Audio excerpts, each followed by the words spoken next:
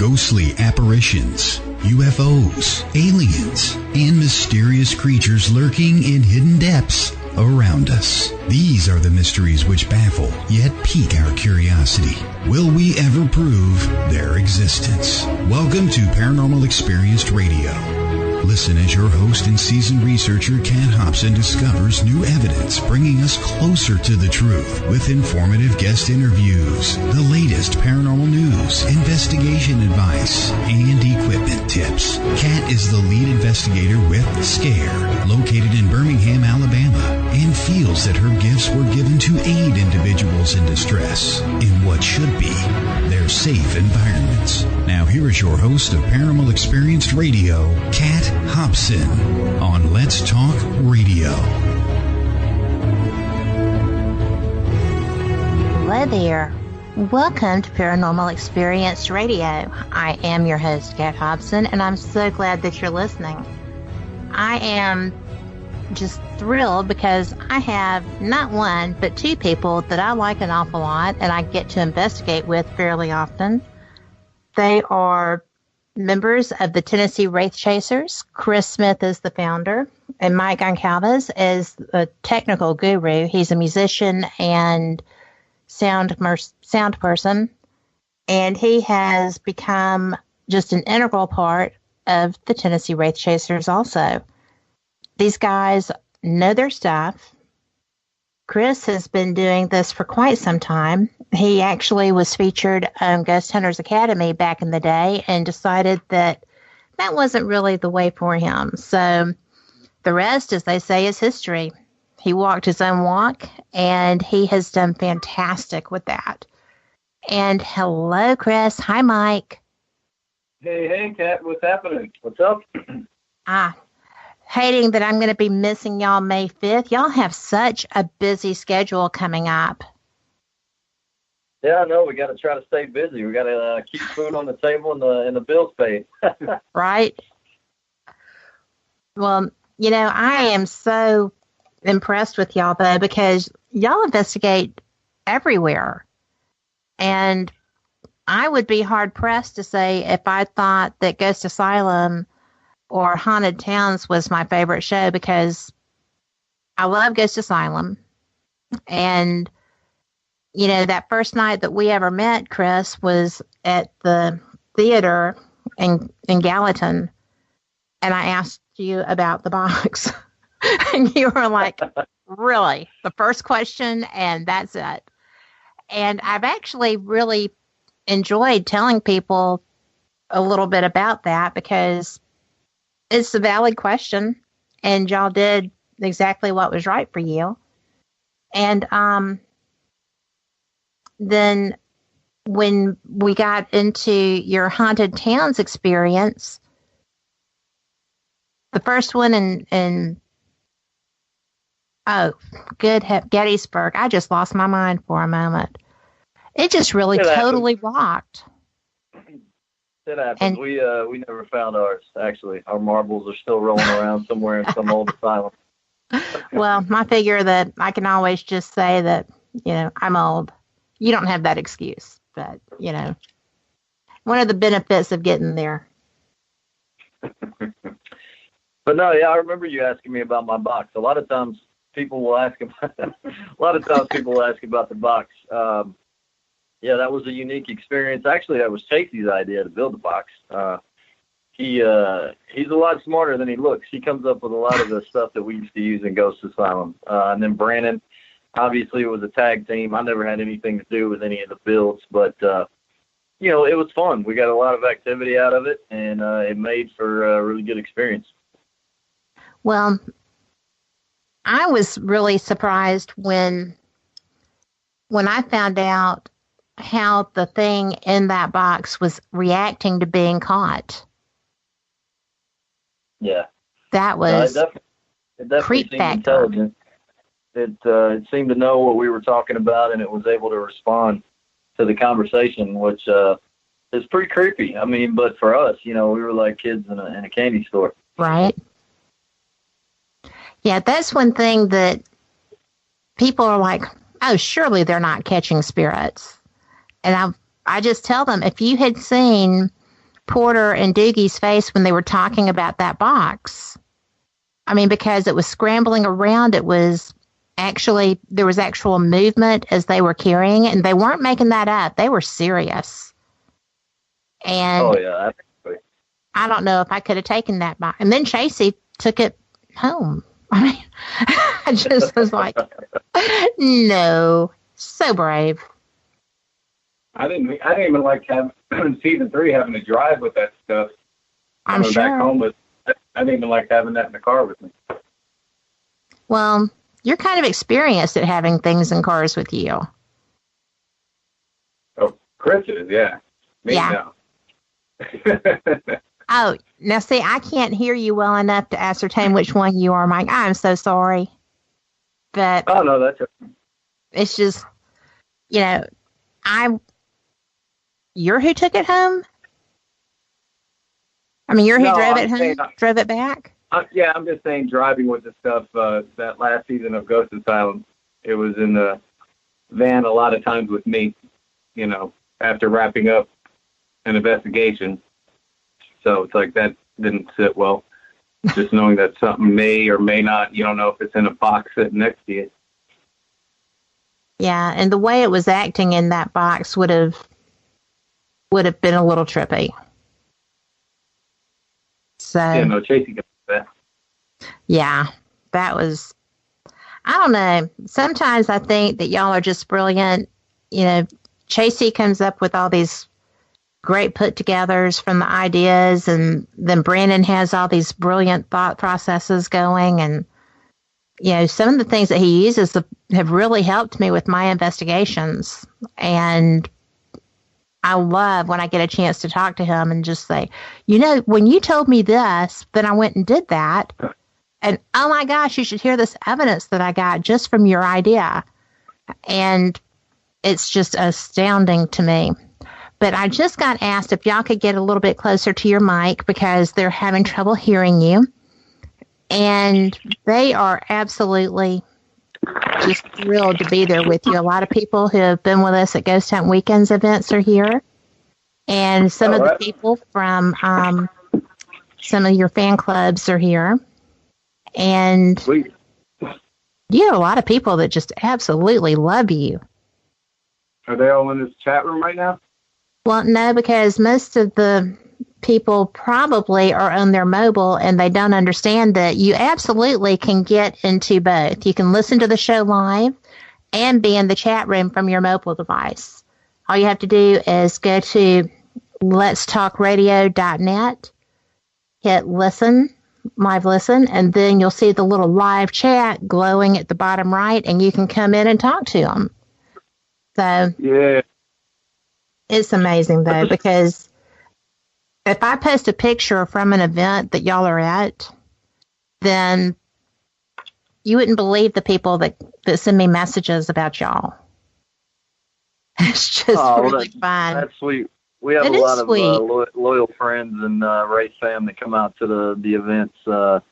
We consider those people friends and family. We don't consider them fans because, we've all experienced things together. And we've got a really loyal base of people that come out and hang out with us, a lot of these events. And we're very blessed and grateful to have that. Well, they wouldn't be there if y'all weren't who you are. I mean, you're good people. You're very strong. Well, I mean, it is what it is. You are nice. Y'all do reciprocate how they feel about you right back to them. And that's kind of where I go to a lot of events, and people are not always the way that y'all are. And, I was taken aback. Somebody at Scarefest last year, a whole team that I admired a lot gave me signed pictures, and I was just freaked out because I totally didn't think that I would ever be able to get those home. I was crushed that I had gotten them there, right? And people, when people are seeing y'all, they are just like, they're getting everything, every minute they can with you, every picture they can with you, and y'all are so great about that with them. It's fun to watch. Oh, well, it's our pleasure. You know, it's not something we have to try to do. You know, we really enjoy it's just hanging natural. out with people. And, yeah, we enjoy hanging out with people and, you know, sharing stories. And, you know, there's been a lot of things that we've learned from, you know, people that come to these events. You know, we're not experts. We're not, we don't know it all by any means. So there have been plenty of times when somebody will come with a new piece of equipment or a new idea or, you know, just something new to bring to the table that, you know, really helps us all in our investigation. What's the most... cracked the Pepsi, and that was extremely loud. It's Miller time. But I'm just teasing. But I am so interested. What's the most unusual or thought-provoking investigation tool that's been brought to you at a public venue?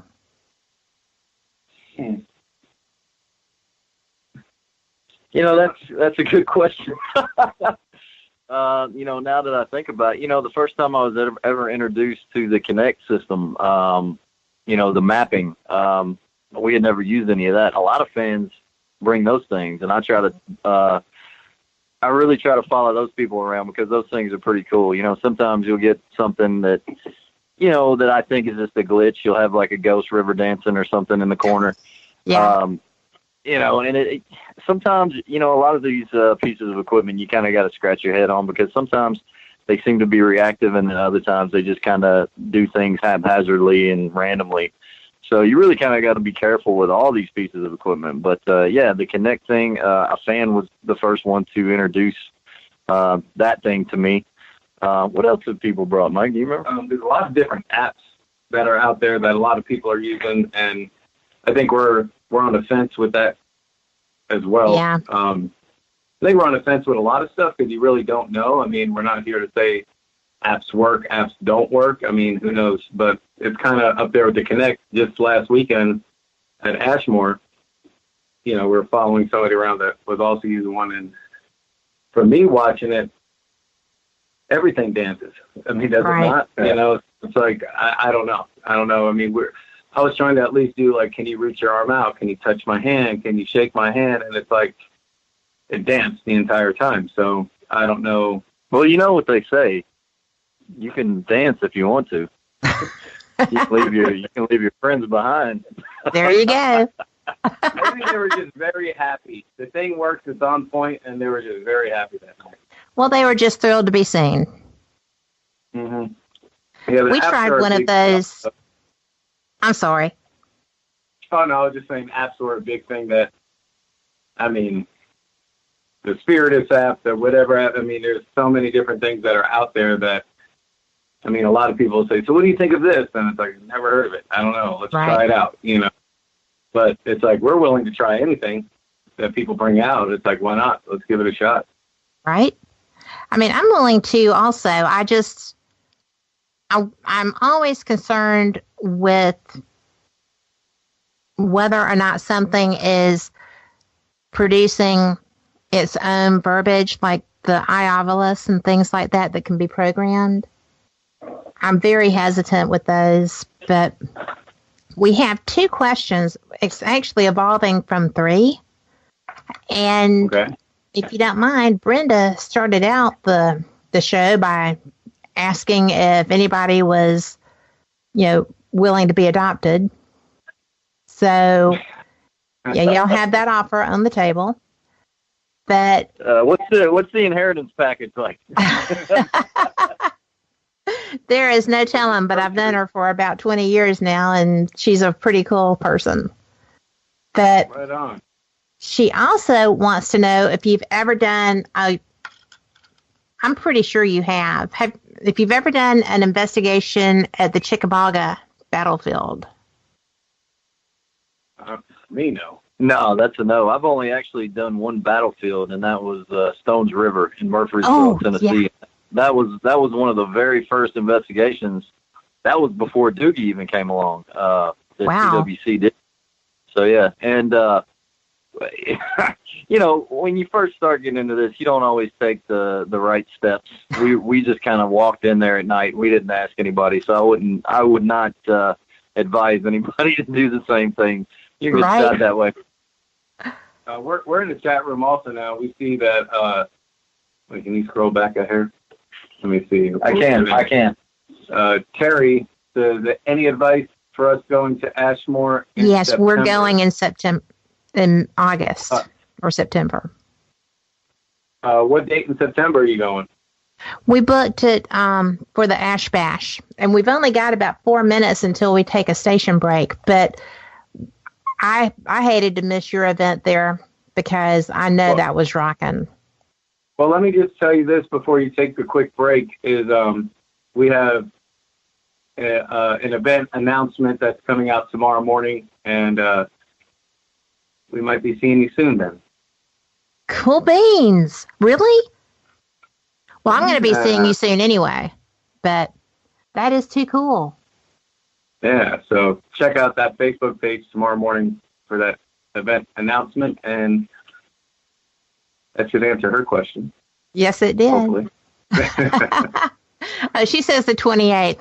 Yeah, I'm the one that booked us for all these things, and she's just like, yes, I'll tell you when to be there. So we're going to be doing Prospect Place Estate, too.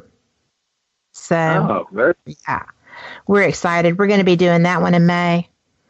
So a bunch of us that have investigated together kind of got together, our own little group, and have started going just like all girls going to do investigations and stuff. It's so much fun. But real cool. And Brenda said she's a good cook.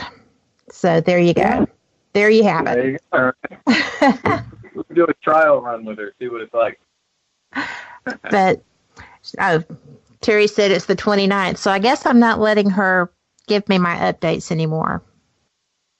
But just kidding. But, you know, y'all are, I'm going to be seeing y'all in just a couple of weeks, and that's going to be pretty amazing. That is one of my favorite locations coming up. So, you talking about Savannah? I am talking about that. Oh, right on, yeah. Next week. Yeah, next week. Yes. Yeah. That place is pretty haunted. I've only been there once. It was me and Doogie with Chad with the Ghost Hunt Weekends crew. And the footsteps that you hear running across the top floors when you're down there in the little the barrel section, that's pretty crazy. It is. It's just bizarre. And yeah, this will be my third time there with Ghost Hunt Weekends. And I am just so excited about it because, well, I'll get to see y'all again, and that's always fun. And I get to see other people that are, participate with them too. And hopefully I'll be able to get some signal to be able to live feed bits of that too. But when we come back, I wanted to talk to you about the Stones Ripper because I went up there with my husband, who is like Mr. Not a Paranormal guy. Mm-hmm. And we had to go and we were buying some equipment or something. And it was so interesting because he said, yeah, I'll go with you. And the part where the Bloody Gorge area, what is that called, Chris? Where they got waylaid and they were kind of trapped and everybody died. I think you had it right. What did you call it? Well, I just called it like a Bloody Gorge. It's called a Bloody something. Yeah, I think that's it. But I don't know. Yeah, but that place had. I can't remember. Actually. Right, me either. But that was a neat place. That was my first time on a battleground, also, and I didn't really anticipate the weird energy that those have. Yeah, we experienced a lot of lights around the cemetery, around the gravestones. It seemed like we had these orange lights that were kind of dancing around. That was one of the things that we thought was really cool, but we couldn't catch it on camera. It was just something that we all experienced, firsthand. Yeah, I saw those at that York house. If you get a chance to, you need to go there. It's over in Rabun Gap, Georgia. But we have got more questions in chat, and we're going to catch them when we get back from this break. We'll catch y'all on the flip side. Y'all come right back.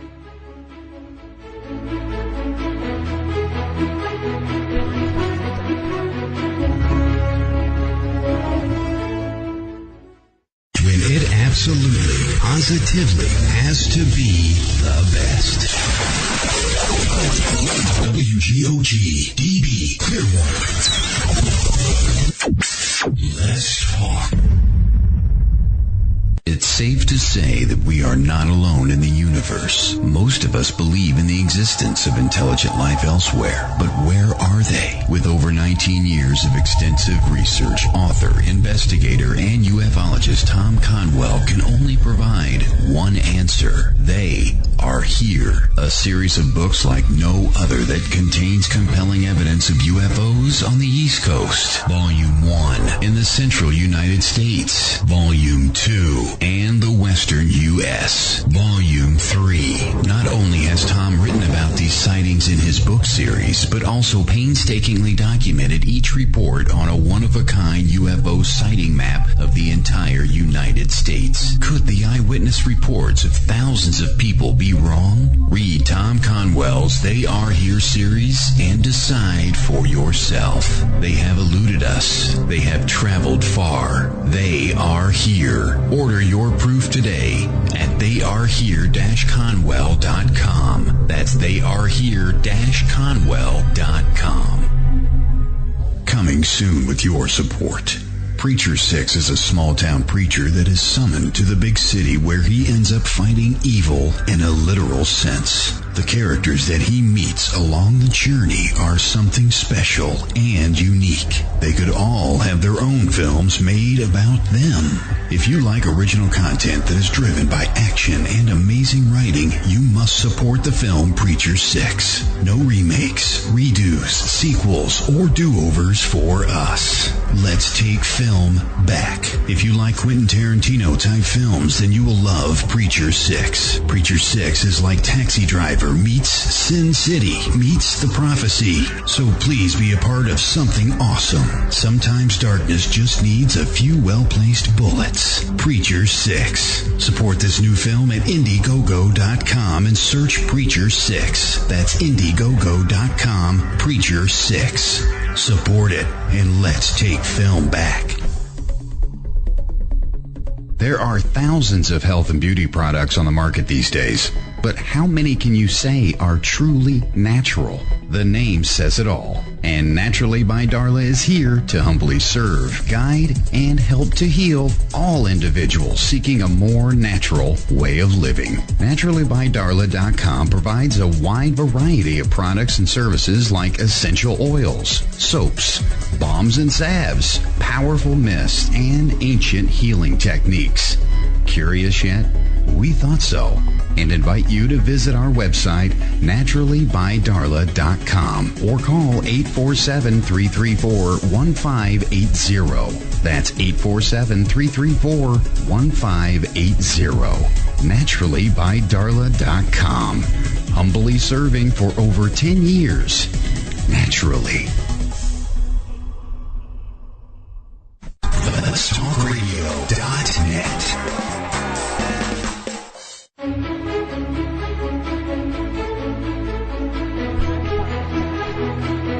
3 minutes after the hour, and you are back with Paranormal Experience Radio. I'm Kat Hobson, your host, and I am joined by Chris Smith and Mike Goncalves of the Tennessee Wraith Chasers. And we have got so many questions coming in chat right now. If you have some for them, just log in there. It's letstalkradio.net, and you will see the live chat box down there at the bottom right. It's very bright. It's tough to miss. So I'm going to hit some of these questions if you guys are cool with that. Yeah, bring it on. All right. Do it. Well, the first one is, what is your bucket list investigation, the one you haven't done but would really like to? I would say in the U.S., for me, would be Alcatraz would be pretty cool. Mm-hmm. If we can travel overseas, Egypt, and the pyramids, all that would be mine. I don't know. That would be pretty amazing. How about in you? the States, really, just down the street at the Bell Witch Cave. I've always wanted to go there. Still haven't got to do that yet. That's probably the top of my bucket list. And like I said, it's only about 45 minutes from where I live. But it's just one of those places. It's really hard to get in there and investigate. You can go get a tour, but the guy that runs it, or I'm not even sure exactly who runs it, but we've tried to get in there several times with the show and personally, and it's just one of those things where, I don't know, for whatever reason, we've always had a hard time getting in there.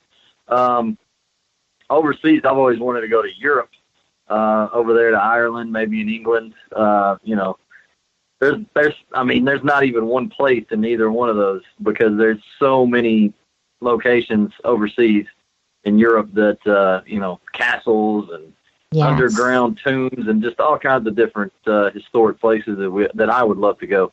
Plus, I just want to go to Europe. I think it'd be cool. Me too, right? Well,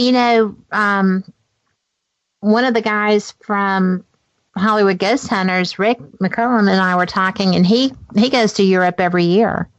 He goes to Scotland. And he's going to those Edinburgh vaults. Oh, yeah. I'm dying to see those. And the Paris catacombs. It would be a toss-up between those two. But tell him to give us a call, and we can join him. I will do that. But some sidekicks. What? Mike actually choked one of the members of the Hollywood Ghost Hunters up at Scarefest this last time. I believe it was Leatherface. Wasn't it, Mike? He wouldn't take the shot glass. He offended me. It was a love choke. It was a love choke. He understood. Yeah, he had grace upon Mike because he could have snapped him like a twig at any moment, but. Yes, he could. I don't really do horror, so I don't know unless I've met them in like haunted houses that I've worked at and that kind of thing. Because Atrox, which is in Birmingham or Leeds, Alabama, brings in all these guys to, do a weekend each October, different weekends. And right. I did meet the Leatherface gentleman, and also Freddy Krueger drew them in like nobody's business. And it was fun to watch all of them interacting when they did. So we have another question, and this one is pretty good because y'all are very open about your faith, which is one of my favorite things about you. And you've always been. You pray for each other. You pray for safety, and you offer praise when you come out.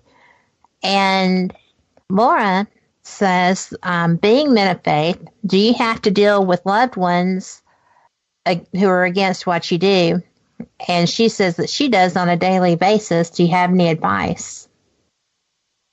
Oh, for myself, I can't give you a good answer because I don't deal with that. My family they're totally supportive, thinks it's awesome what I'm doing, and they love it. They watch the shows, and they've never been to an investigation or anything yet, but I don't have to deal with any kind of backlash from friends, family, people at my church or anything.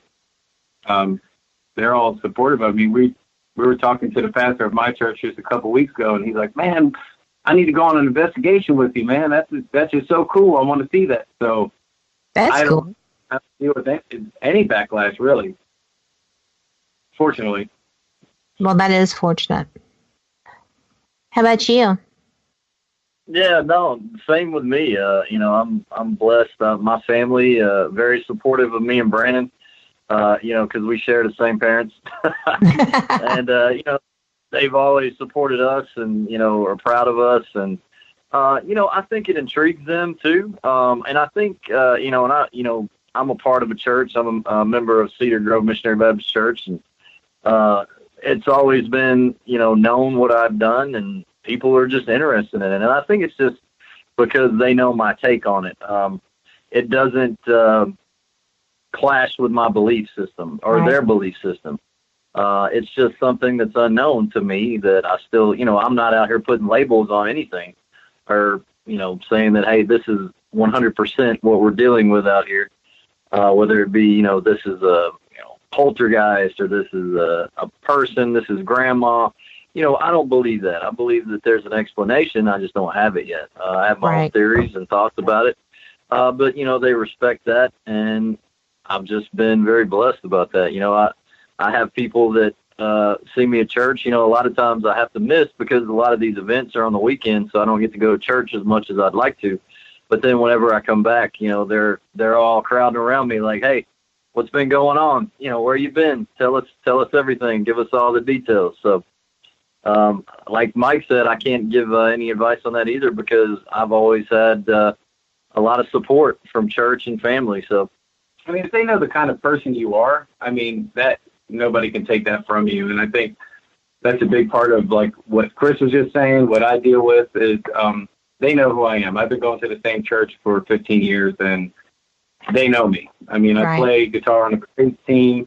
If I'm in town, I'm at church, and it's like they know who I am. They know my heart. And so I don't know. If somebody's giving you some backlash or bad vibes, maybe I don't want to say do away with the person if that's a family Well, maybe member, it's their issue.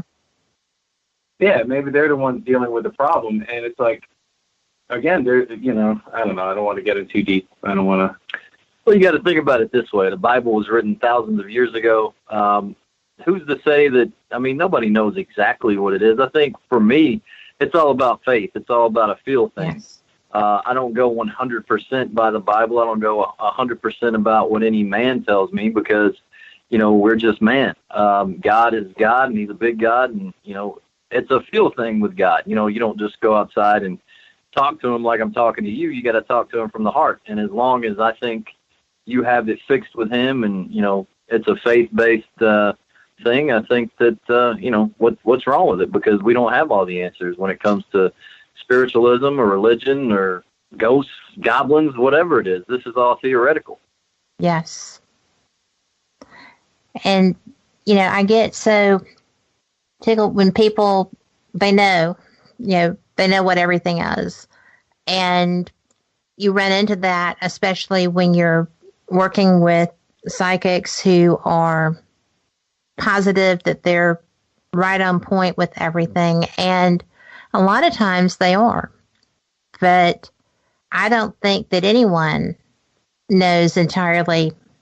I don't think you can know entirely what you're dealing with when not psychics, mediums, I'm sorry. But yeah, because things can deceive. And you don't necessarily realize that you're being fooled, I think, sometimes. I would never say that I was expert, or I don't really think there are tremendous experts. There's people I would come that have more knowledge and experience. But, Chris, you have more knowledge and experience. You've been doing this for a good while. And you've been exposed to a lot of people, just through your career, too, that have a lot of, more experience. There's just so much to learn. And I agree, God is too big. You can't just blow off what you're experiencing and say everything is a negative. Yeah, and when you say experience, it's not the kind of experience that you get, at a job that you've been working for, 20 years. Right. It's experiences. It's what you experience while doing this because, it doesn't matter how many experiences you have. It doesn't necessarily make you more of an expert per se, because at a job, you build up experience as you work there, and you become more knowledgeable about it. With this field, sometimes, you'll have 4 experiences and think you know everything. And then on the 5th one, you're like, wait a minute, now I got to go back to ground zero. And it just kind of changes everything. So I think this field is definitely evolving in how we try to communicate and some of the things that we try to implement into investigation. But, as far as being experienced, it's a whole different meaning to the word. Yes. Really. I mean, I feel. I agree. Yeah, Because some things just take that left turn at Albuquerque. Even going by evidence-wise, I mean, we've been to many events where we've had people get, great EVPs, stuff we haven't even gotten, and it's their first time there, or it's a 12-year-old kid, so it's like there's no, I don't want to say right or wrong way to do things. I mean, it just seems like a lot of it is right place, right time, maybe right question, right person there. But definitely, I agree with that.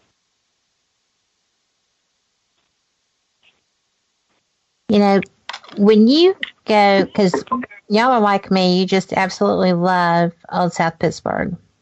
And when you go there, do things still change there for you? Because you've investigated for the show, you've investigated personally for years. Does it still change on you? I don't know if it changes. For me, it's always active. It's either, and a lot of things you hear with your own ears. It's not just EVPs. It's disembodied voices. They move things. They knock on things. They knock on you sometimes. Some more than others. And we've gotten a lot of visual evidence there as well. I think that's why we love that place, is because every time we've been there, we get something. It's just something about it. I don't know if we have a connection to it, but even when we filmed there, that place was super active. Chasey and I were up on the 3rd floor, right around the nursery wing, and we got those 3 loud knocks on the door, and immediately opened the door, and there was nobody behind the door. It scared the heck out of our cameraman, right. Alex. We tried to get him on camera to do an interview, but he doesn't do on camera stuff. He's strictly behind the camera kind of guy. Yeah.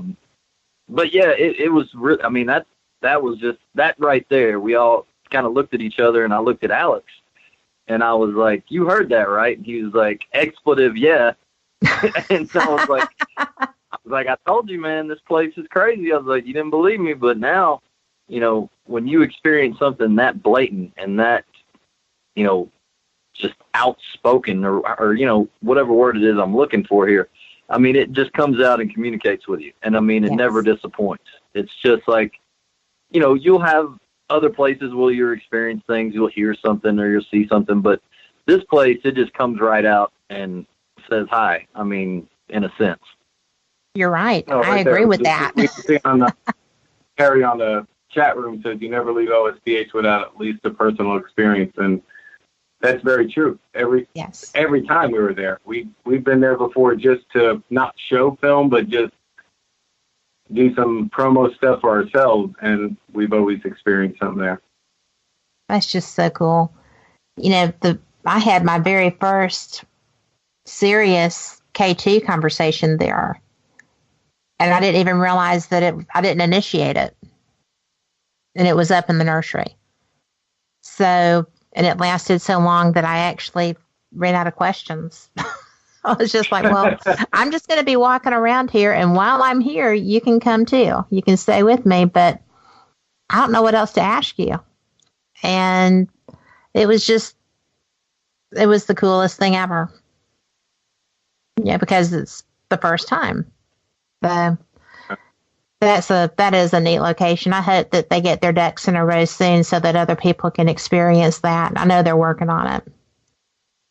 But I know. It's one of the things I think you don't know what you got till it's gone, or gone for at least a little bit of time and not knowing. Because, I know we've gotten a flood of messages. What's going on? And it's like, I wish we can tell you. Right. But I don't know. It's so close to us. It's only a couple hours away, and it's like you take it for granted. There's so many times you want to just pop in there again, and it's like, oh, no. Right. Now we can't, So I don't know. I feel positive about it. I think it's gonna come back one day.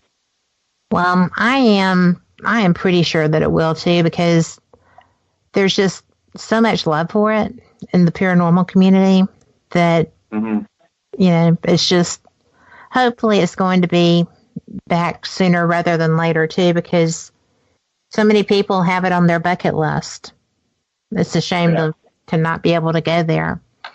And speaking of that, Laura says you've investigated, and we've got about 5 minutes till chat. So if you need to, we'll take it over to after the break. A break. But Laura says you've investigated a lot of places. What is your most memorable experience? Mine would be the Exchange Hotel in Gordonsville, Virginia. We did an event there. I think it was end of November, early December.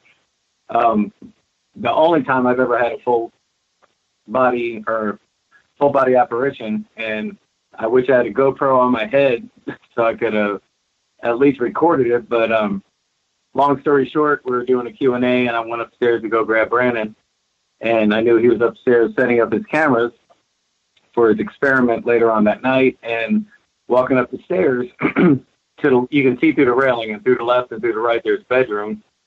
And I see him walking around to the left, not his face, but I just see walking around with his hands out like he would be walking with his cameras, because he also has a Kinect. And so I walked right into the room to grab him, and I was like, "Hey, Brandon." And I walk in, and there's nobody there.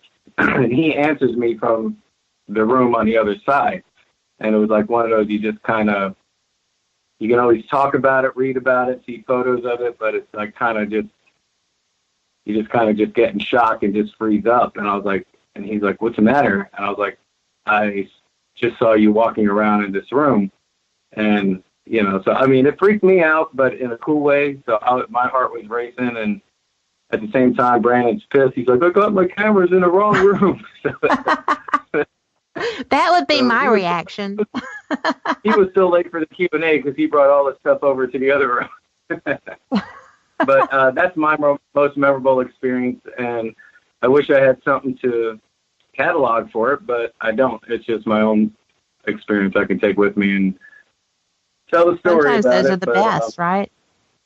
Yeah. Now that was, and it was in the middle of the day. It was like, I don't know, 4 or 5 p.m., light out. Yeah. You know, so it was no crazy shadows or anything like that. That's when I've had most of my stuff at Old South Pittsburgh. You know, I was doing a live show up there a while back, and I had the hospital to myself. You know, just me walking around for like an hour and a half with my camera up, and just amazing. Just amazing. The stuff that happens there that you don't even realize really is going on, because when you're there at night, it's hard to see it. But when you're there during the day, it just is like, oh yeah. You can see it. Absolutely. Well, it's like, you're kind of like at night, I think it's like your guard kind of goes up in a way, in a sense, if that makes sense. And it's like during the day, you're just kind of, you know, you just feel a little bit more free. You're not even thinking about investigating. You're not, you know, you're not that opened up. So it's like, you know, is that a shadow? What is that? You know, and it's like, but to see something, hear something at that time, I don't know, not thinking about anything. I think that's when you're probably the most open-minded about it. Yeah, I agree. I mean, because I was just going through the places that I'd only seen at night, and I wanted to see them during the daytime. Right. It was astounding, and I got activity. It was pretty cool. And because the first time I was over there, I got locked into the dining area of the cafeteria part as you go through where the big double doors are. Freaked me out because when I walked by, they were open, and I was the only person down there. So I was paying attention from that point on. But we are about a minute out, maybe 30 seconds out from our next station break. And, you know, this is so much fun. I am enjoying y'all. Thank you so much. We will be back right after this, and we are going to have some more questions. So y'all come on back.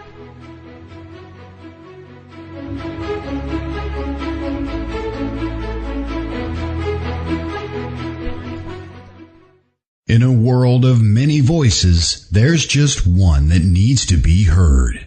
Yours. Join the conversation at letstalkradio.net.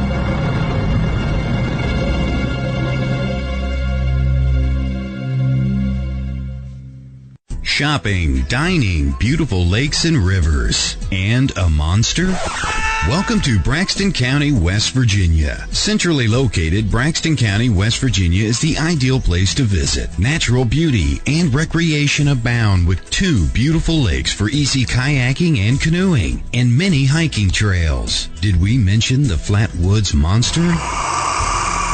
That's right. Visit Braxton County, West Virginia's Flatwoods Monster Museum.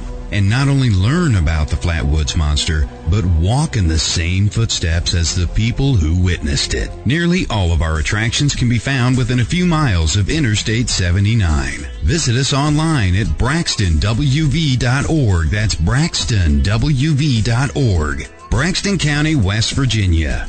Center yourself here.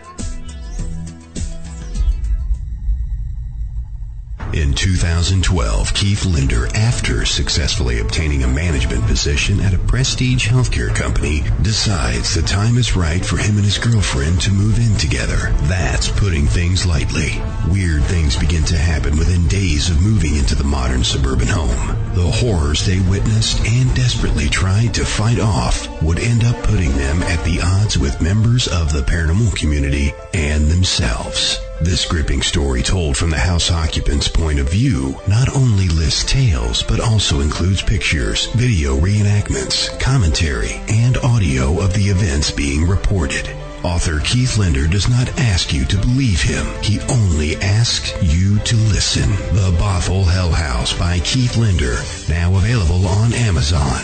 The book, The Bothell Hell House. The author, Keith Linder. Order yours today on Amazon. Real people and not pre-recorded and regurgitated radio. WGOG DB Clearwater. Let's talk.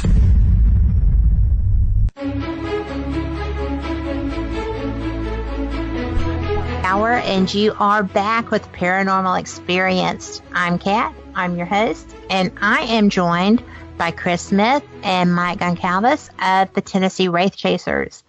If you have questions, they're watching chat. You need to get in there. It is letstalkradio.net. You will see the live chat, bright orange and bright green, my favorite color, actually. So get down there and click it. You can sign in, and you can be a mysterious guest if you want to. You can sign in with your Facebook. You can just join Rumble Talk. You can do whatever floats your boat, but you can get your questions in there and get answers. So Do it. Yeah, right? Why not? Because this is a golden opportunity to find out what got y'all into this, how you wound up doing it so well, and how did you get your first show, Chris? That's something that I've never heard you talk about. How did you get your first show? Yeah, right? Well, actually, it was kind of weird because, I've always been into graphic design and marketing. That was, what I did for about 8 years before we started filming. And, basically my job was to try to make us look as cool as possible. A lot of green smoke. A lot of air. It works, let me tell you. It definitely works. And, we tried to be different than everybody else. We tried to come up with a name that was different. We wanted to try to raise questions, because nobody knows what a wraith is. I mean, some people do now, but back when I first found that word, because everybody was, and I'm not knocking anybody. So, nobody send me death threats, but everybody's the Paranormal Research Society of so-and-so or the ghost hunters of this or that. And I was like, you know what? I want to do something a little different. Mm-hmm. So I found that word, and then I looked up the meaning, and I was like, we got to use that word. And, with the look and then the logo, the branding and everything, I think people were just curious about, well, who are these guys? They're obviously something, So I think that combined with just, kind of the way we are, our chemistry with each other, living in the South. We're a bunch of rednecks. We're a bunch of country boys. We kind of have an unorthodox way of doing things. And I think people kind of, I guess word kind of got around, and eventually we got a phone call from Tremendous Entertainment. It's a production company based out of LA, and they were like, "Hey, do you guys have you ever thought about doing a non-scripted reality show?" And I was like, "You know what? As a matter of fact, we have." And so they came down. They shot a sizzle. And basically, a sizzle, for anybody who doesn't know, is just like a little short 7 to 10 minute video that they shop around different networks. And Animal Planet was the first one that bit on that. And we shot our pilot episode with Gallatin, Tennessee. It didn't do great on Animal Planet. I mean, it did all right, but not enough for, a whole season. But luckily, Destination America, they saw it, and they're like, we got to try this on our network. And for whatever reason, it did really well. And that led into Ghost Asylum. We did 3 awesome seasons of that. Very successful. Went to a lot of places, saw a lot of things. And then from that, we kind of decided we wanted to kind of branch out and do something different from asylums, because we had already hit like over 30 of those places. So we're like, all right, we've done enough asylums. Let's go to towns. Haunted Towns was born. And then, here we are. I love that show, by the way. I loved the asylums too, but I love Haunted Towns because every town has a story. And, True. Where you might run out of the asylums like you talked about, you had done so many, you're not going to run out of towns that have a haunted experience. And I know. That's the coolest part, because I love seeing what y'all find. Y'all have, your research is so good. Your knowledge base when you get there is so good that you're asking fantastic questions. But I just love your work. I really do. And yeah, and we have a lot of production people to thank for that too. They do a lot of work on the research end. They help us out a lot, and they have a lot more resources than we do. So it's kind of a collaborative effort. We all get together, put our heads together, and, we all come up with some good questions and research the history of the places. And, we all kind of tag team it. And it's really cool because with towns, you have multiple locations. You're not just confined to one location, and it all tells a story, and it all has connections within, each location. So it's pretty cool. And it's not filled, not every location is filled with asbestos and mold and feels like a refrigerator. And, That's a definite plus in my book. But we have another question, and this is Laura, and she says, what we do is serious business, but it's also about having fun, as we have seen many a time. But tell us about some fun Tennessee Wraith Chaser moments, some pranks, some bloopers. I know that you absolutely have to have dozens upon dozens of those stories. How long is this radio show for? Right, as long as you want it to be. If you're going to tell us great tales. I don't know, from Ghost Asylum, I know Haunted Towns, the prank they pulled on me, but I don't think, I know throughout Ghost Asylum, stuff went on all the time, but I don't think they aired it. But I don't think there's ever an investigation, ever an outing or anything without something going on. But I know for me that episode that they showed it in Bisbee, yeah, I mean, TV or no TV, that would have made me wish I had Depends on, I guess. I guess it literally scared the hell out of me. I mean, they showed like 2 minutes of it, if that, on TV, but I think it was like a 15-minute fiasco that went on with that. And I think they all had a hand in it, but props to Doogie on that for keeping his composure in the shower and making it sound real to me. But I think there's just too many to list. All right, Chris got a good one here for you. Let her rip. Oh, there's There's so many. I mean, that's kind of our thing. If we're not having fun or playing pranks on each other, then we just wouldn't be who we are. I don't think we would even be on television. Because what she said is very true. That's our motto.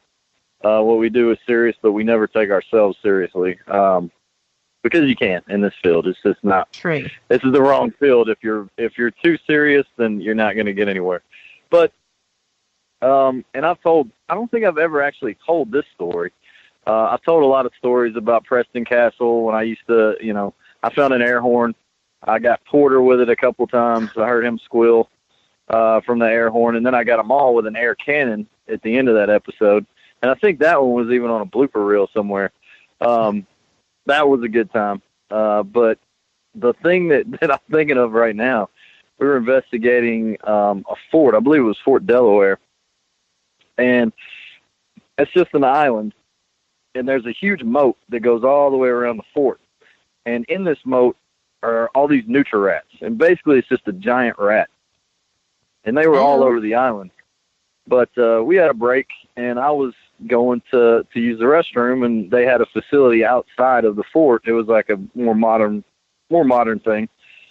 So I was walking out there to use the restroom, and Chasey was, I don't know, probably about 100 yards behind me. I think he was coming to do the same thing. But I got attacked by one of those rats.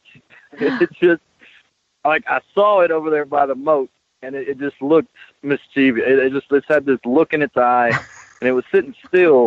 But for some reason, I knew it was going to come at me. And it, like, charged me. It started running full speed right towards me. And my gosh. I, like, hurtled over this thing. It scared the hell out of me because it started chasing me. I ran in the bathroom, and I got in the stall, and I jumped on top of the toilet, and I was just like a little girl. And Chasey walks in with this look on his face because I guess it had already left. And he's like, "What the hell are you doing?" I can just hear him. I was like, "Dude, did you just see that?" I was like, "That freaking nutria-rat tried to eat me, bro." And he was like, "Which one was it?" And we both went outside, and I spotted the little guy, and he was still over there looking all creepy beside the moat. And Chasey just walks right up to it and kicks it in the moat. Oh, my gosh. And I don't know how he got out either because, I mean, this moat, I mean, it was a good, like, 4 feet down. And it was just water all the way around it. Out. Oh, my God. It was funny because the funniest part was him telling everybody about it, and he took great pleasure in that. But, yeah, that's just one of the many funny things that goes on behind the scenes because we're always having a good time, and we all have our little quirks and things that we do. So it's a constant. I mean, you got to be on guard all the time. No doubt. I got to tell you though that I would have been standing up on the commode screaming too. Because yeah, I don't do giant rats. I don't do any rats, but I'd rather do a rat than a snake though. So we will say though, having a good time.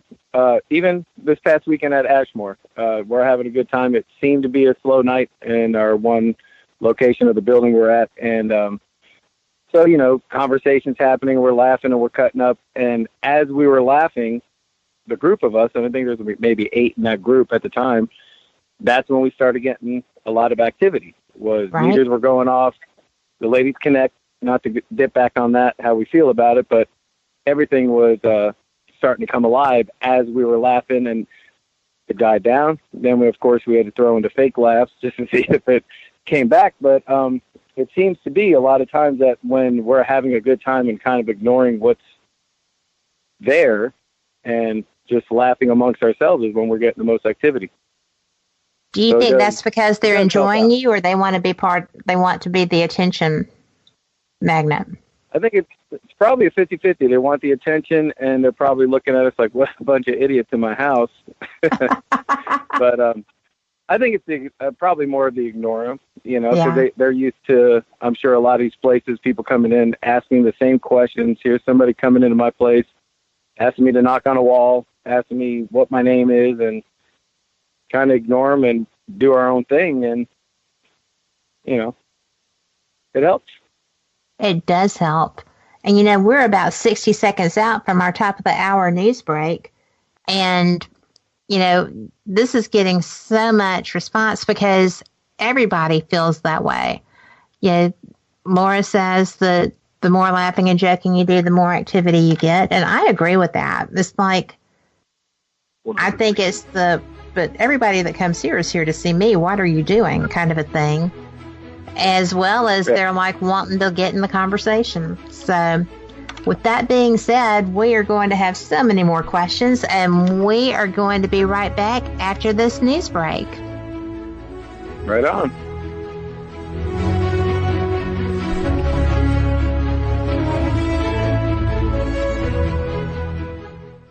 We pause for station identification. It's the little cinder block building on the north side of town with the towel behind it. WGOG DB Clearwater. Let's talk.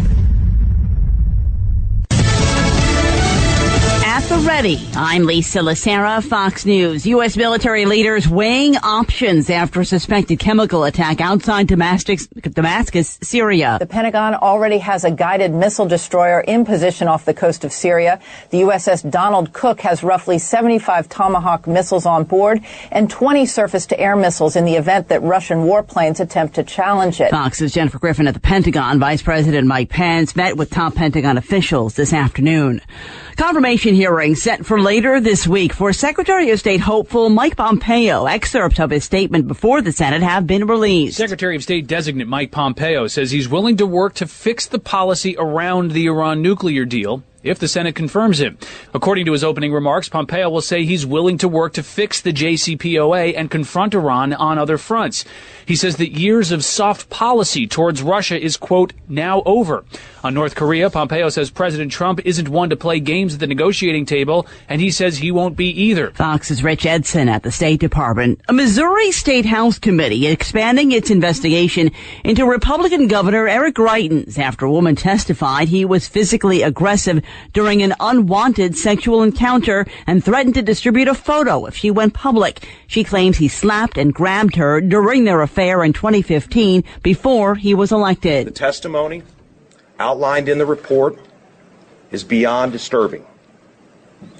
To that end, the Special Investigative Oversight Committee voted to continue its work to gather additional information that comes to light. State House Speaker Todd Richardson earlier tonight, Greitens said the relationship was consensual and called the investigation a witch hunt. The committee is made up of 5 Republicans and 2 Democrats. Fox News, fair and balanced.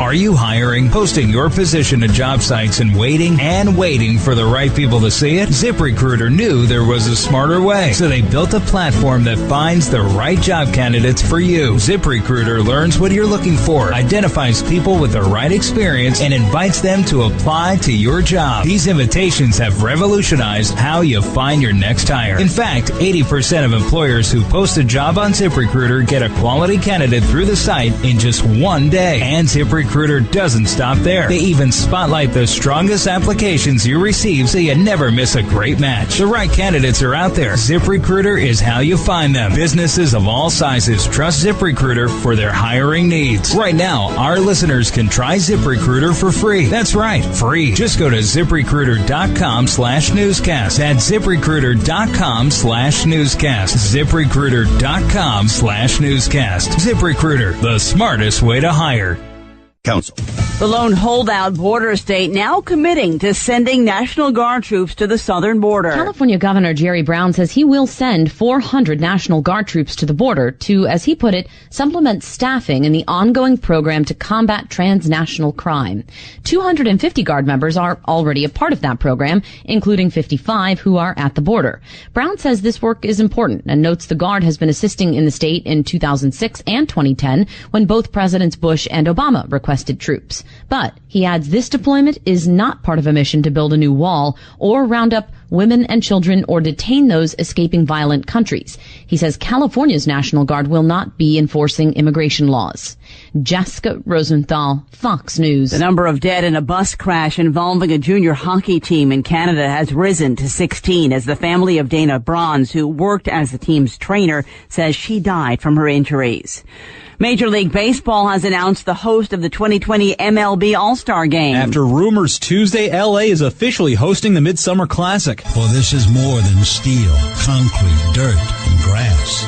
This is our home, and we can't wait. The legendary Vince Scully there in a video posted to the Dodgers social media pages announcing Dodger Stadium as the host of the MLB All-Star Game in 2020. It will mark the first time Dodger Stadium has hosted the All-Star festivities since 1980. The Los Angeles City Council estimates that the All-Star Game in 2020 and its associated events will generate an $89 million impact for the city. Matt Napolitano, Fox News. Mitzi Shore, the owner of the Los Angeles club The Comedy Store and one of the most influential figures in stand-up comedy for more than 4 decades, has died. She was 87. Virtually every major comic, from Richard Pryor to Robin Williams to Jerry Seinfeld, used the club as a stepping stone along the way. Lisa Lacera, Fox News Radio. Let's Talk Radio would like to remind you that if at first you don't succeed, I got it. Don't try skydiving. WGOG-DB Clearwater. Let's talk.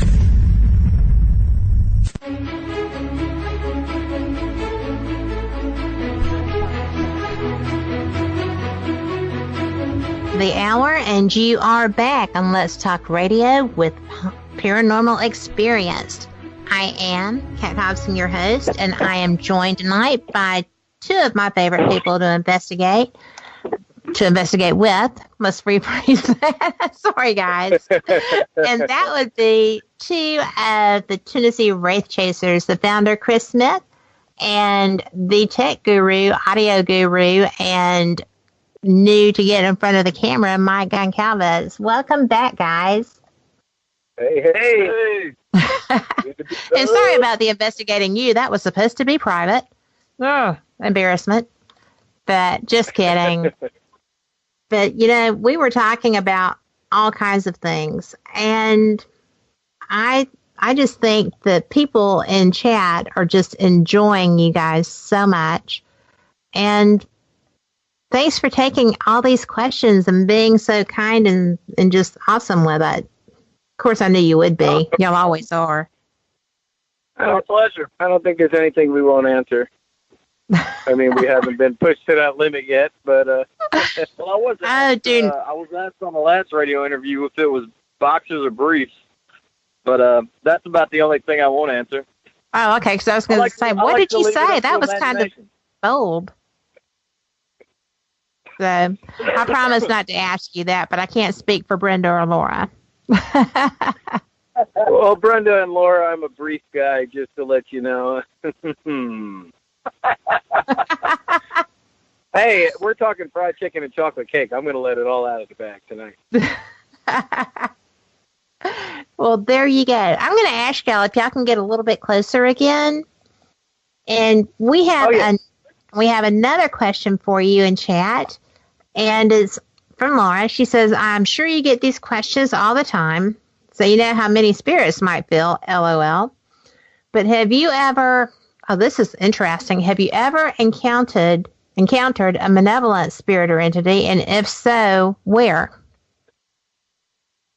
Ooh. Well, okay. I'm going to pass this over to Chris for this one. I would say, maybe once, and that was at Banner Elk, North Carolina, when we investigated Cannon Memorial Hospital. Mm-hmm. We went there, season 1 Ghost Asylum, and Brandon had an experience. I'm sure that if anybody watches the show, they're probably familiar with this experience, where he just he got very frustrated. He kind of lost it there for a little bit. And I don't necessarily believe that he was in any way, possessed or taken over. A lot of people ask us that. I don't think that was the case at all. But I think what it was is a combination of a few different things. Brandon was having a bad day. He had an argument with the producer that day. But something about this location, it just had this sense of, I don't know, it was like frustration in the air. It's like everybody was on edge. It wasn't just Brandon, but I think Brandon kind of got the brunt of it just because he was having a bad day, and it fed off of that energy. whatever energy he was putting off. But we were all kind of, snippety with each other. And, I just think that whatever is in canon, it kind of fed off of our emotions, especially Brandon. I think that's probably the closest thing that I've ever experienced to a malevolent entity. I know that when I watched that, I just felt so bad for him because it was obvious that he wasn't controlling that situation. And the care that you had for him, I know you're his brother, but it was still so amazing to watch because that was love and taking care of him. And it was really neat. It really scared me because I had never seen Brandon act that way. If anybody's ever met Brandon or knows Brandon, he's a very sweet kid and a very kind-hearted person. Never, I can probably count on one hand how many times I've seen him lose his cool. Obviously, that was number one. Right. But yeah, he's a very calm, very kind, very easygoing person. So to see him react in that way was, especially growing up with him since he was born, and that being the first time I'd ever experienced that was very scary for me and emotional for me being his big brother. So yeah, I didn't know how to react. I think that's why I reacted so emotionally about it. Well, it was an emotional moment. I mean, he was having a battle of whatever nature, and it was just astounding. I thought that was cool. And I thought how you dealt with it was cool. Not that it happened to him was cool. I'll never forget Porter. Whenever that happened, at the time I was like, "What are you doing?" But later on, it was kind of funny. But Porter went to put his arm around Brandon during that, and then you could see he had a K2 meter in his hand, and he was like trying to get readings off of Brandon. Oh my gosh, I missed that. That he was. I'm not sure if it was on the show or if I just saw it, but it was. As a matter of fact, I think it was. But it was just funny because he was trying to console him, but at the same time, he's like looking at his K2, like, let's see if something's going on. Still here. Doing his job, even in the moment. Yeah. Right. Oh man, that's got to be an amazing thing. I have felt like when I was in the home doing a private investigation that there was something that was unpleasant, not necessarily evil incarnate, right? But just something that was being pretty assertive. And it was tough to step back enough and keep the maintaining of the same level and figure out how to deal with it. And basically, I was just, because it felt like there were other spirits trapped, and I was just like, nothing has dominion over you but God. Nothing here does. And if you feel like you need to go, you don't have to stay here. And it was just like this big rush of wind, and the people that were sitting beside me on the couch left. So they were out of there. But, it's just, you never know what you're going to find in any location. And with that being said, Brenda wants to know if you have a DVD of your investigations for sale. Do you have your shows out on DVD? If you actually on eBay, there's stuff there, but I think it comes from overseas, if I'm not mistaken. But I Probably think that's Brazil. the only DVD of Ghost Asylum, that is. But everything else, I think if you get on the Destination America Go app, Mm-hmm. They're constantly running reruns, so you can watch all of Ghost Asylum and Haunted Towns. And it's a free app, and it streams for free. So just download Destination America Go, and they're running reruns all the time. Well, cool. It's funny. Mike was talking about overseas and people having the show. We have a huge following in Brazil. Yes, over you in do. South America. it's crazy. Like, we have so many people in Brazil that are huge fans. And Chad from Ghost Hunt Weekends Facebook messaged me last night a video clip of of the dub over in Brazil of our voices, and it's so hilarious to watch. Oh my God! If you've ever seen, if you go to Brazil, everybody's going to think Chris is like, well, hey. It's to go with those photographs. They match the voice to the photographs. Well, it's like this. If you've ever seen Toy Story, where they switch Buzz Lightyear to the Spanish mode, that's what it's like. That's what it's like watching it. And it's so funny. Like, they're going to be so disappointed because we're trying to put something together right now over in Brazil.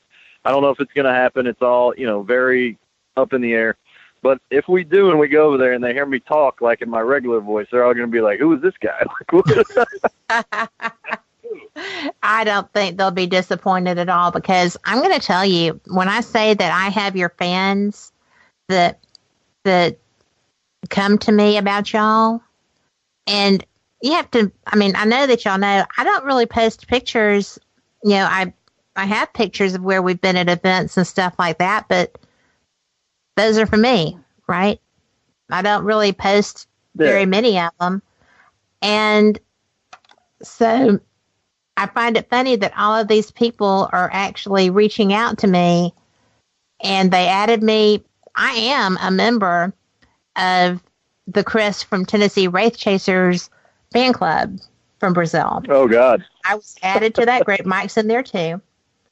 And, it's just pretty amazing. And I think that they're very, very nice. Nobody has been inappropriate about you. The photographs are not inappropriate that they have.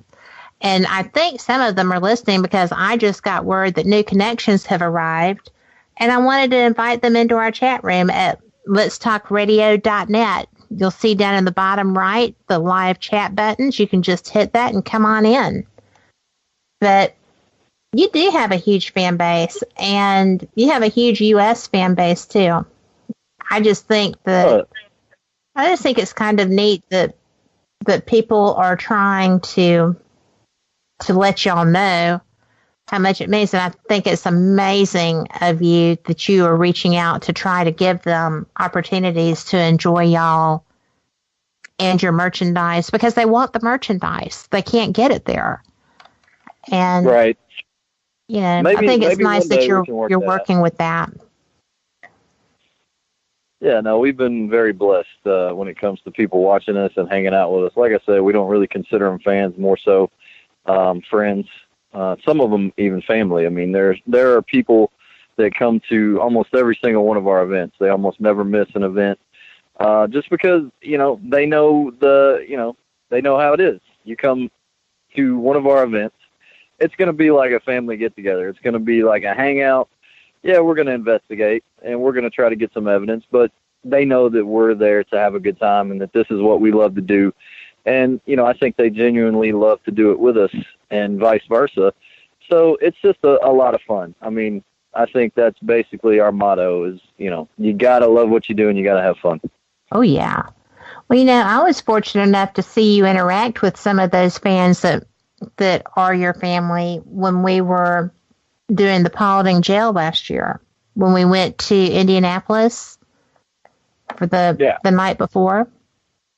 They were wonderful for y'all. They absolutely, totally feel like your family, and y'all treat them just like that too. Y'all feel that way too. And you don't see a lot of that. You really don't. Because I'm around a lot of people in your position from different areas of the paranormal. I cover all sorts of anomalous research, and y'all have to be the most people-friendly people I've seen, and I think that's neat. That's why I like you so much. Oh, well, thank you. I have nothing to do with it. That's just what you do. So, and it's nice. You made us blush. Oh, I don't believe that. But because you know how you treat people. It's pretty cool. And that being said, we have new people in chat. We have a fantastic question that I think is fun. And we'll be asking you that right after we get back from this break. Y'all come back. Got to prepare for it. Take a deep breath.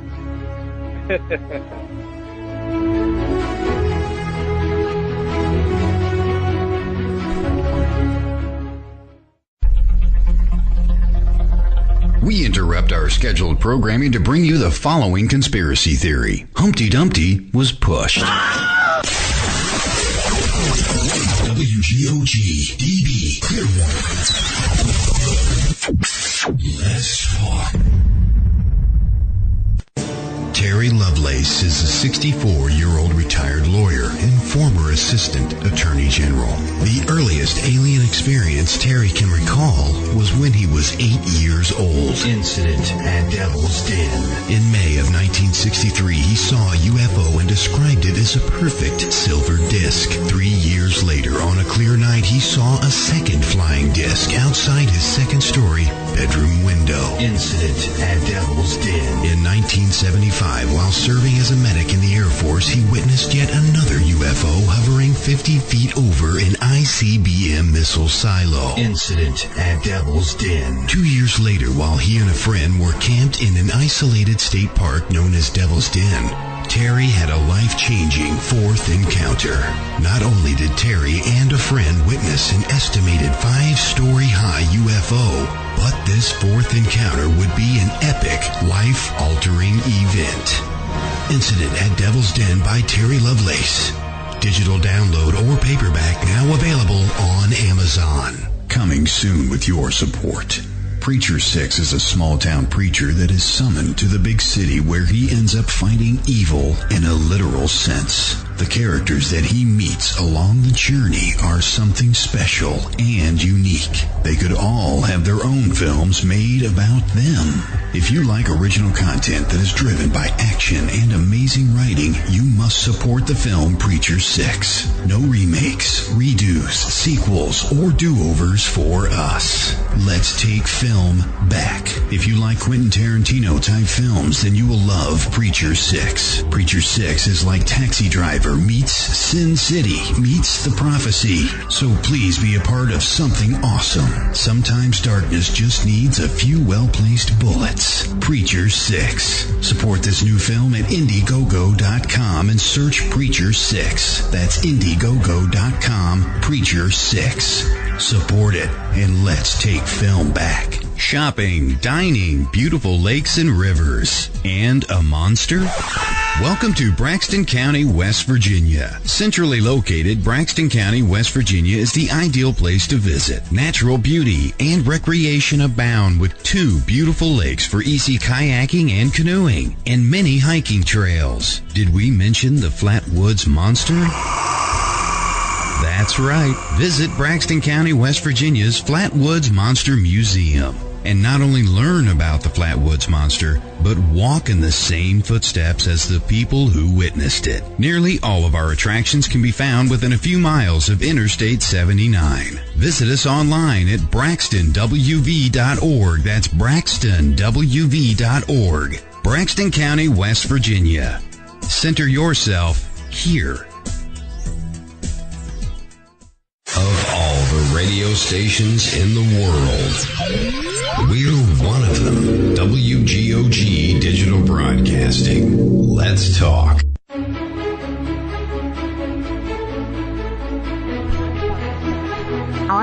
And you're back listening to Paranormal Experience Radio.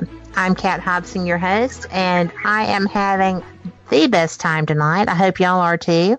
Listening to the Tennessee Wraith Chasers, Chris Smith, who is the founder, and Mike Goncalves, who does technical things and who is a musician, has great audio skills, and just pretty awesome guys, both of them.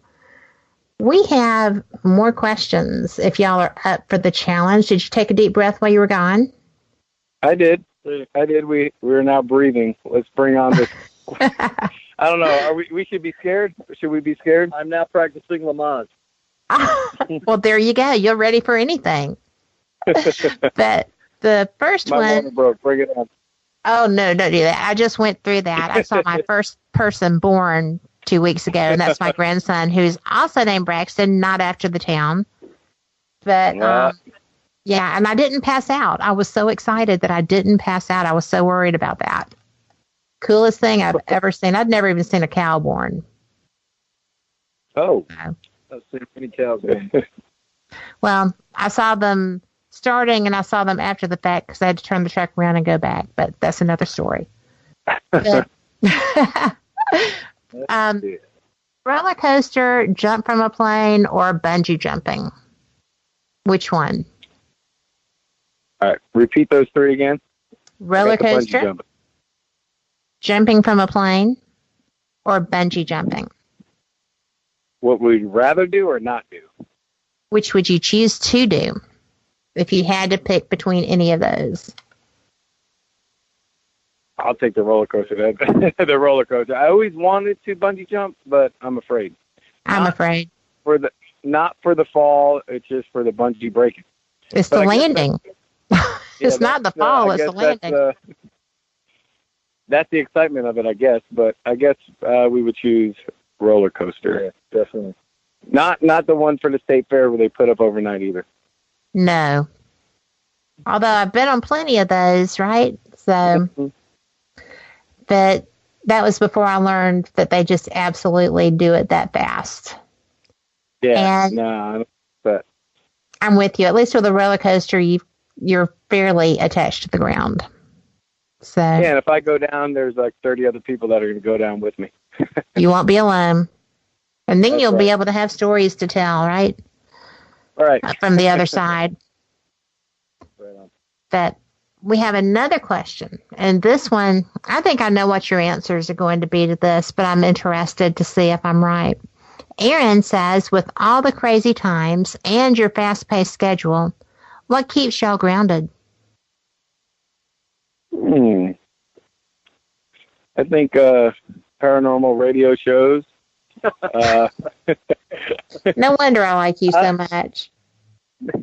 I think the day-to-day, got there, during the week, for the most part, we have the regular schedules, get up, do the gym. Now that summer's coming, maybe get some lake time and do some fishing during the week here and there. But church when we can on Sundays and family life, that keeps me grounded. Mowing the grass. Yeah, mowing our own grass. Just we can't afford life. to have people mow. Yeah. So we're just regular folk that do the same routines everybody else does. Pay bills, cut our grass, and hit the lake when we can. I tell you, I love that. I knew that it had to be family time because you all are so home oriented, or you seem to be. And I really like that because if you lose that, I've seen people lose that in what y'all do. And well, I mean, even sometimes you have to schedule it. I know that sounds crazy, and it's like years ago you didn't have to schedule family time. It just happened. It was your day-to-day, but now it's like, all right, baby, I'm busy for the next 2 weeks. So next Wednesday we're having a date night, or whatever it may be. But it's like, if you have to schedule it. But it's like, you need that. Well, you do. When we had like normally Wednesdays is Survivor night, but not tonight. And it's appreciated. And I appreciate that. Make sure she knows that. My scheduled family time just got nixed. No, it's all good. But I'm recording it, so I'm going to watch it Sunday when I get home. And my family night has moved to Sunday evening. Well, thank you for that. And Chris said that's when The Walking Dead comes on. True that. Ooh, have y'all been to that location? I can say I have never seen one episode of The Walking Dead. Me either. Ever. Me either. I don't like goo and gore. It's all on Netflix. It's all on Netflix. All you got to do is go to Netflix. You can watch it from day one. But I'm you good. got to tune in to AMC on Sunday nights. I think it's 8 o'clock or something. But no, and you know what? it's one of those shows that I got hooked on early on. I think now I'm not as big a fan as I used to be. You know, after you're on air for, what is this, 8 seasons now, 8 or 9? It's like, you know, you got to start getting creative, and I think maybe they got a little too creative. But I still watch it. I still follow it. That and maybe a handful of other shows are the only things that I ever watch on television, you know, because we don't have a lot of time for that. But that and Andy Griffith is basically my television. Always Andy Griffith. There's always time for Mayberry. That's what I mean. It's reruns, old shows. The only show that's on regularly that I watch is Survivor when it's on. I've never missed an episode. I've actually auditioned for Survivor years back, and maybe one day I'll do it again. But that's my show. I just think that's cool. I have seen an episode of Survivor, and sometimes it's just a little bit weird from what I understand. My husband watches sports, and as he says, there's 167 games, and that's all he gets each year of the Braves. And yeah, I didn't really fall for that, but he thought I did. So he works really hard, and if he wants to come home from work and watch the Braves, then by jingo, he's going to get to do that. You do it. You do what makes you happy. Yeah, he's a good husband. So anything that helps him unwind like that is just totally cool. But we have more questions for you. Bring them on. And this one I really like, and I don't know what your answer will be. What's your favorite thing about the paranormal community? Oh, man. Paranormal community. Yeah.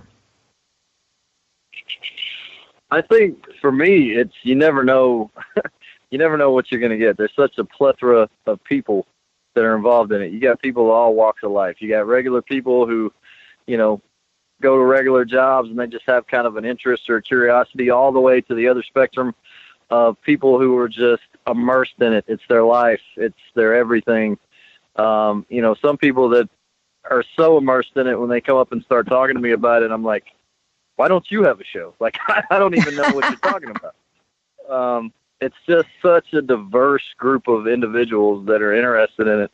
And I think it's because so many people have had experiences throughout their lives, whether it be when they were younger or maybe they're just curious. You know, Brandon didn't ever have an experience. That's not what got Brandon into this. He was just curious. But it's just the diversity, I think, and just it's a huge thing now. I mean, it used to be just, you know, Jason and Grant and Zach and Nick and Aaron, and now it's like this huge thing that so many people are a part of and are so passionate about, and just listening to the different people from different walks of life and the diversity and just being able to meet, you know, all these different types of people. I mean, that's a joy really for us. I mean, some people you kind of got to chuckle at. True. You know, some people are really into it, and then some people just are like, "Hey, man, love your show. You know, I think what you guys are doing is cool. I've never had an experience, but you know, I'm open to it." So you get all types of different walks of life. And it's like going to an Aerosmith concert. You got kids that show up that are under 10, and you got we've had people at events that are 80 and 90. And wow. I think this kind of falls into the same question. But we met an older couple, and the gentleman he knew he didn't have long to live. He had cancer, and he loved the show. So he watched the show, and it was his bucket list to do a ghost hunt with us. And I mean, I'm talking about it getting choked up, but just the other day we got word that he passed away. But he got to fulfill his bucket list, and he came on an investigation with us. He came to a couple, and but he just recently passed away. So it's like meeting people like that.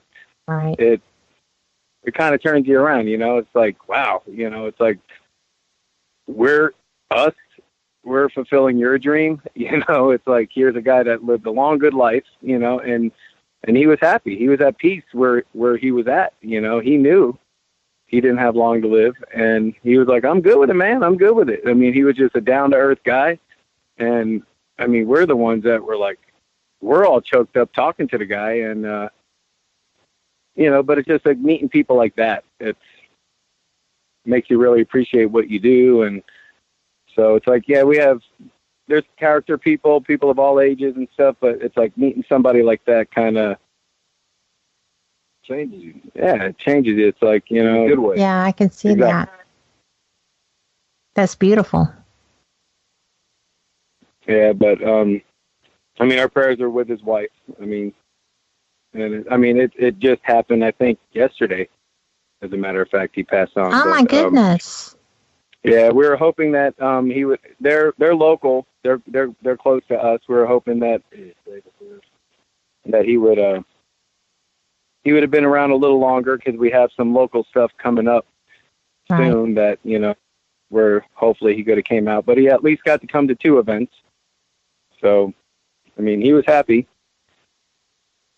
I think everybody around him was the sad ones, but he was a happy guy, and he was at peace, so that was good.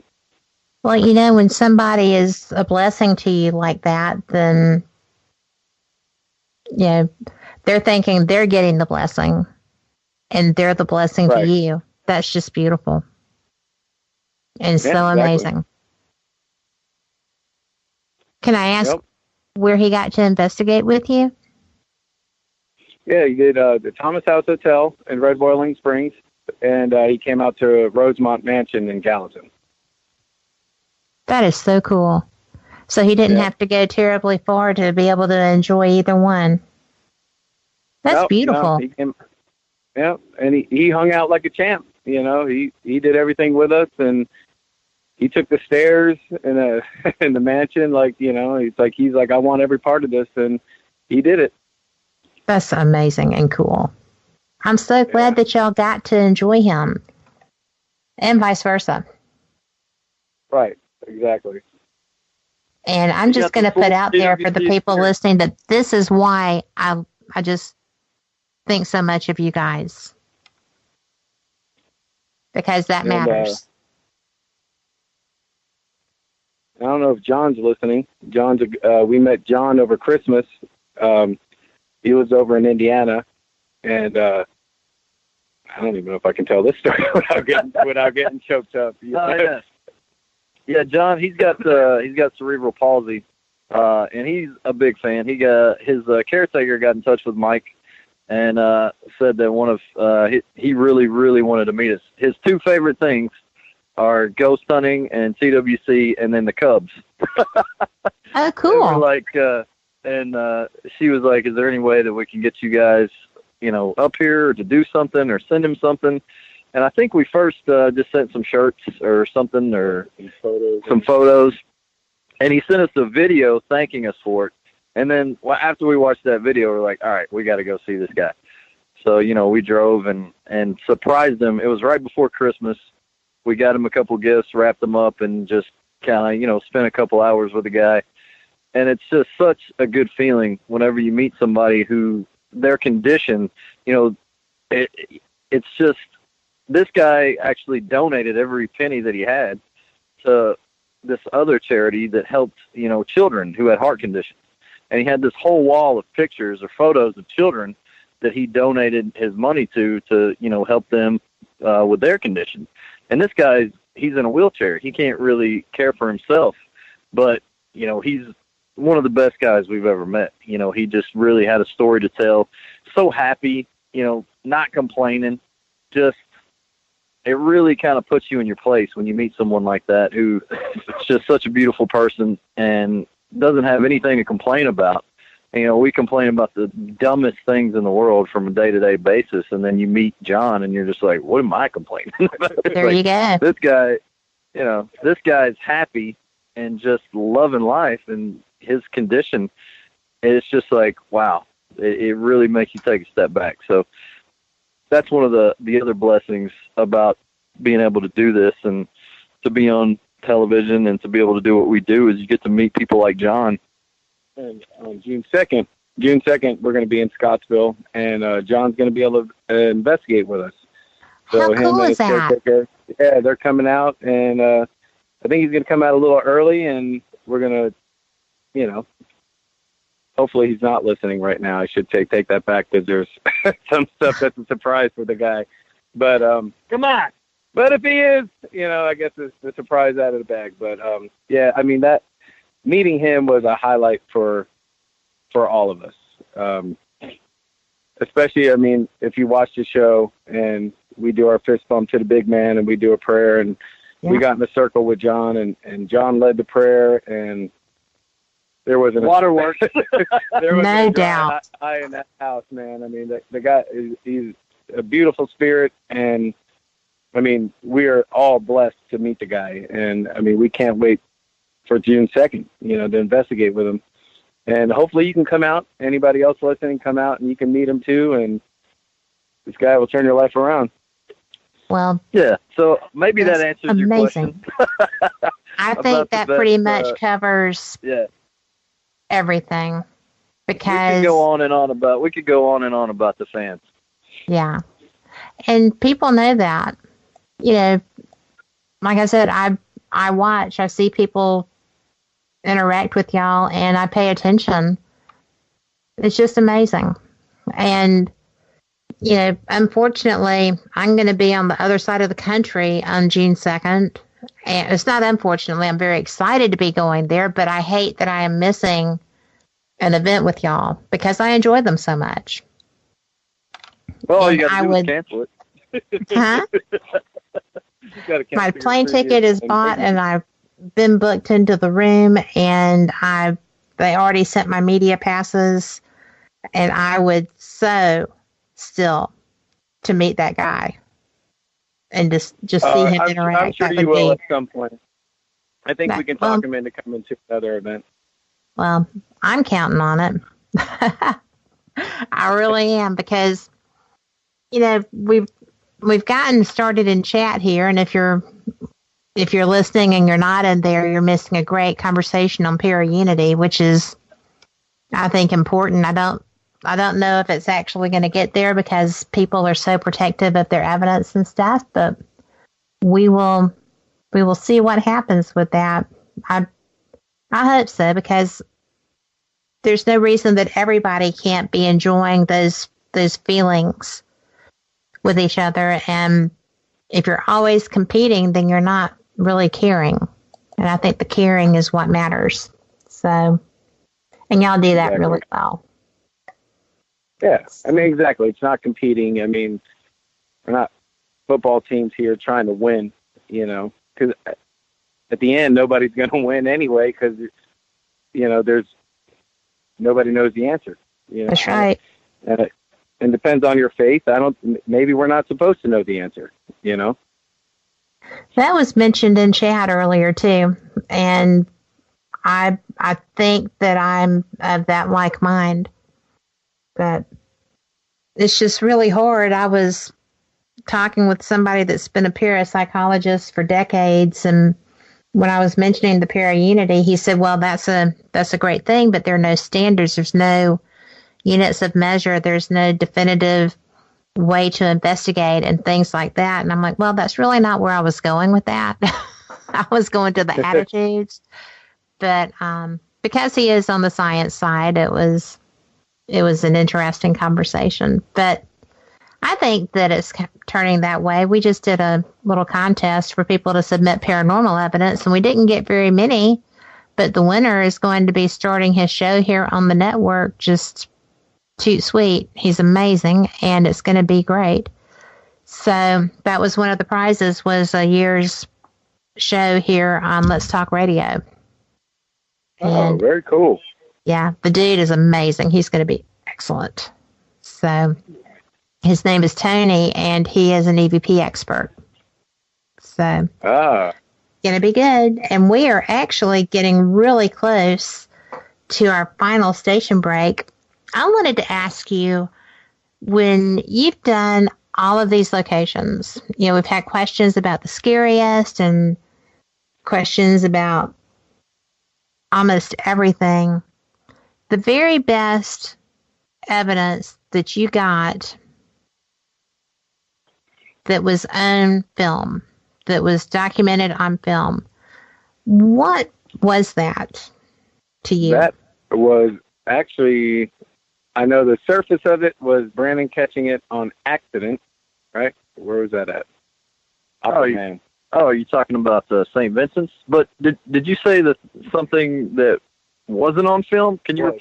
That wasn't. That was the actual documented best evidence that you pulled out of all of that.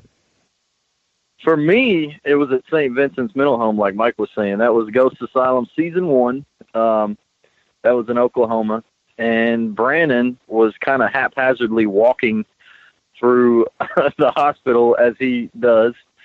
Brandon kind of, he doesn't, and I think he fakes the ghosts out. He doesn't really pay attention to what he's filming.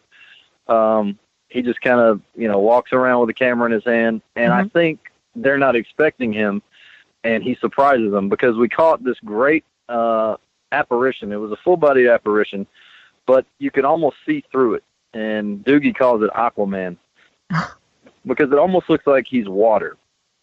And what happens is Brandon stops for a second, and his camera's facing the hallway, but he's not looking at the hallway. And what you see is the shape of a man. He walks through the wall, stops, looks at Brandon. You can see the head turn. And then continues walking through another wall, and it looks like he's dragging somebody behind it. And it was creepy as heck. Oh, my gosh.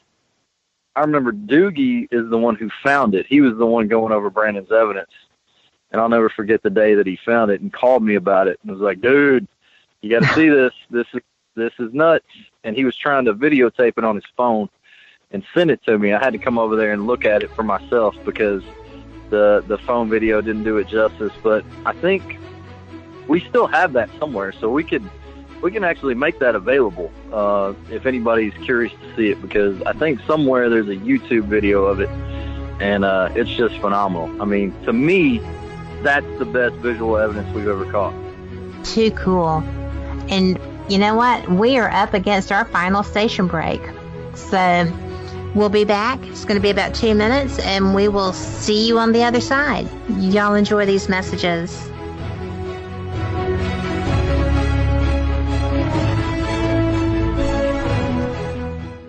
In a world of many voices, there's just one that needs to be heard.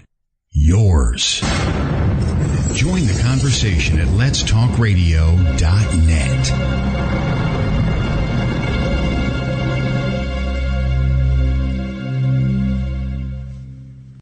Haunted, a psychic story by author and radio host Ariel Grace. This is not your average book of hauntings. Haunted, a psychic story is written from a psychic perspective and contains true stories and some handy tips. Written in 3 parts, Haunted, a psychic story contains chilling adventures, advice from the archangels, and helpful tips used by Ariel Grace to clear haunted homes around the globe. Haunted, a psychic story is available on Amazon, or you can download straight to your Kindle. Haunted, a psychic story by Ariel Grace. Get your copy today.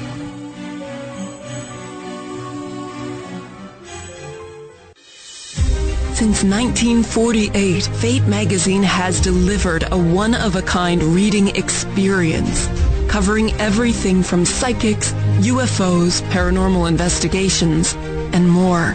To subscribe, visit fatemag.com or call 828-702-3032.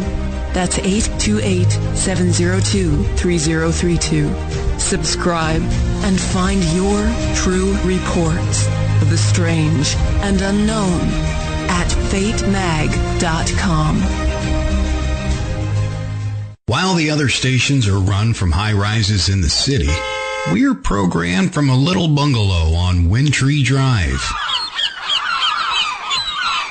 LetsTalkRadio.net.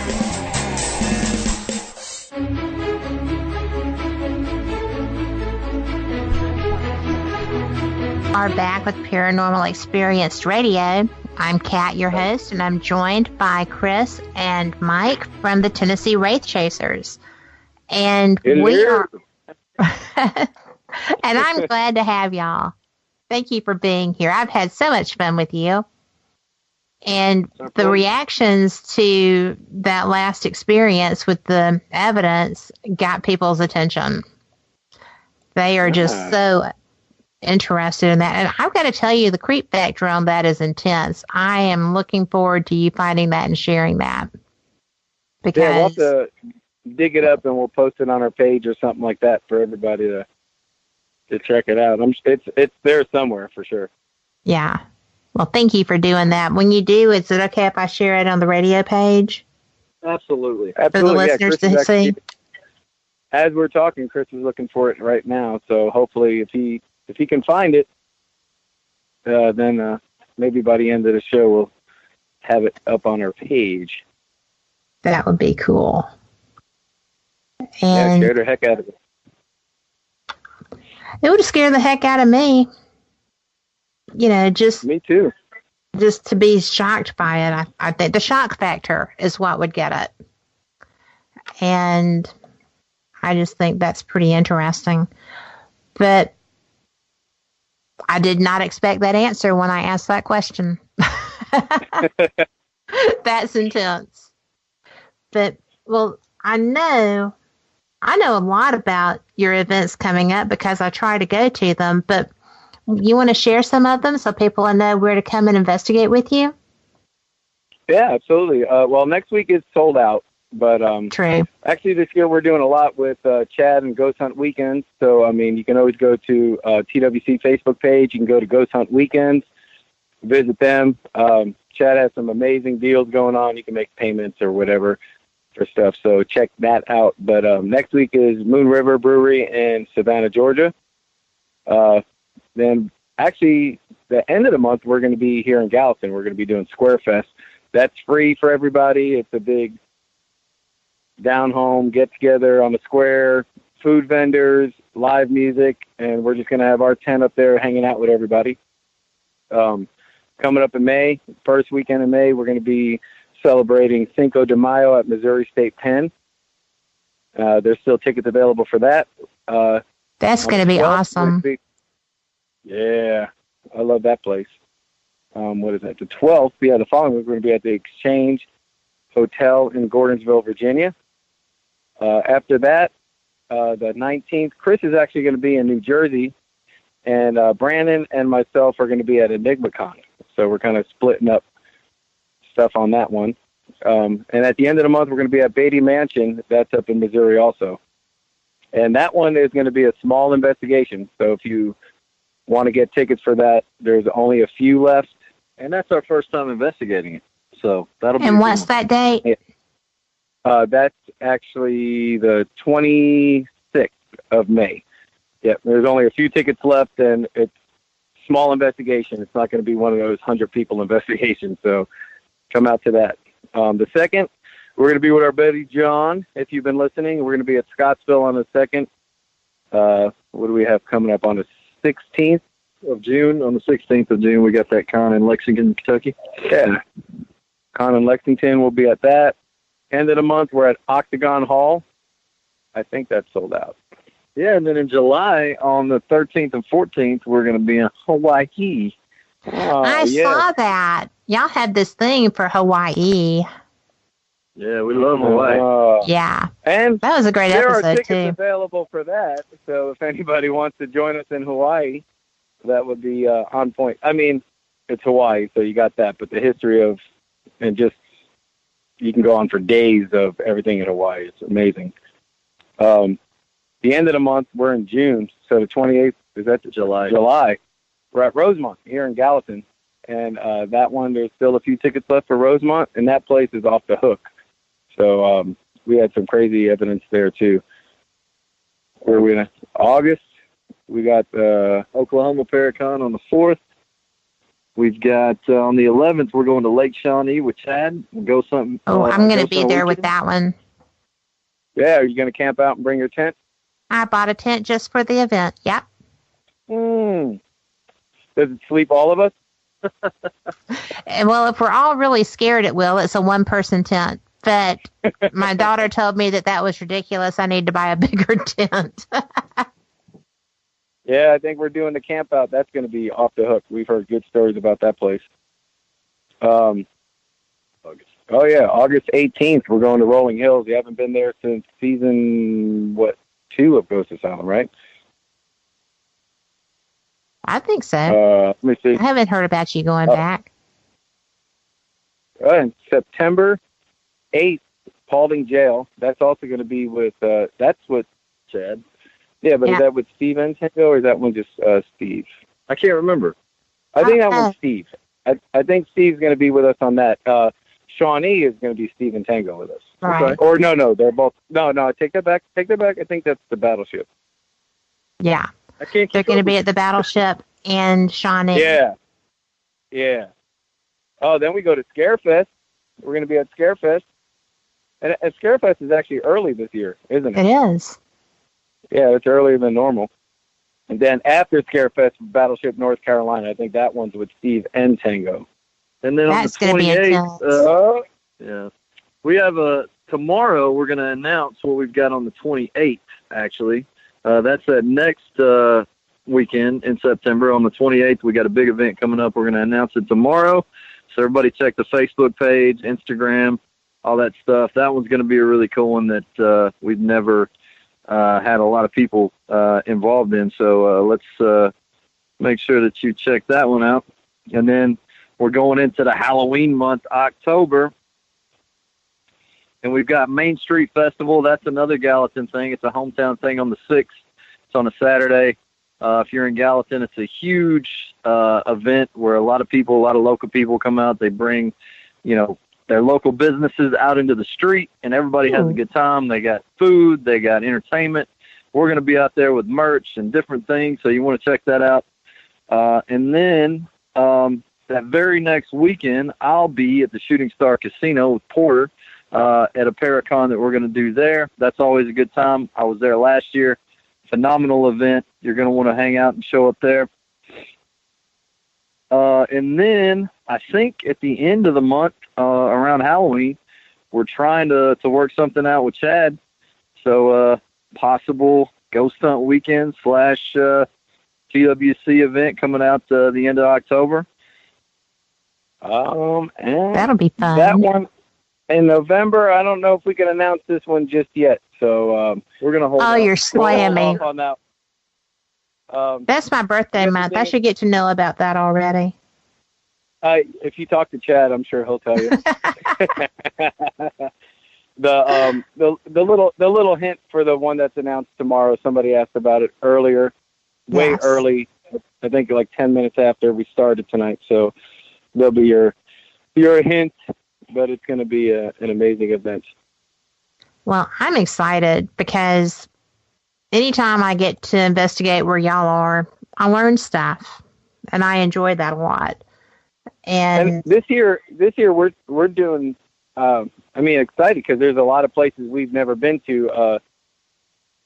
The one that's announced tomorrow, some of us I think have been, some of us have not. Octagon Hall. One that's also coming up in October is Bobby Mackey's. We've never investigated that. That's right. I forgot about that. Yeah, Bobby Mackey's. Yeah. That's sold out, but that's been on our bucket list. We haven't been there. So it's like this year, the Battleship North Carolina, we've never been there. I've never been to Moon River. So there's a lot of new places for ourselves. So it's not like old hat for us and new stuff for fans coming out, A lot of these places we're going to be investigating for the first time together. So that's really cool. Isn't that neat? Yeah, we love doing that because it's like, what should we expect tonight? And we're like, we don't know. We're going in this fresh together. Your guess is as good as ours. Mm-hmm. And a lot of things, we have a couple of events that we couldn't even announce just because they haven't been announced formally yet. So just keep checking the TWC Facebook page and the website. We've got more events coming. Just keep up to date because we're pretty much going all over this year. It's going to be a good time. You are just everywhere, and I've got to tell you, I got a feeling you're going to have so many people joining you. Y'all are a lot of fun to investigate with. You bring the fun. We're good fun. people, Kat. We're good people. You are good people. I keep telling you that, right? But I appreciate y'all being here so much because I have had a terrific time talking with you and learning some of your different experiences. Y'all are just fun. I enjoy when we get to be at the same event, and it's never boring. Y'all are just amazing, amazing people. So that being said, we try. Well, you do good, and I'll see you guys next weekend. So, You got it, girl. Thank you so much. Thank you. Y'all have a terrific evening. Oh, you as well, and everybody listening. You guys have a good night, too. Thank you so much for listening. We'll catch you in 2018, everybody. Absolutely, all over the place. Mm-hmm. And y'all all know, listeners, thank y'all so much for being here. Chat, y'all are just amazing. I love the conversations in there, and I will see you next weekend. Same cat time, same cat channel with John D'Souza. So take care. Good night. Good night, everybody. Good night.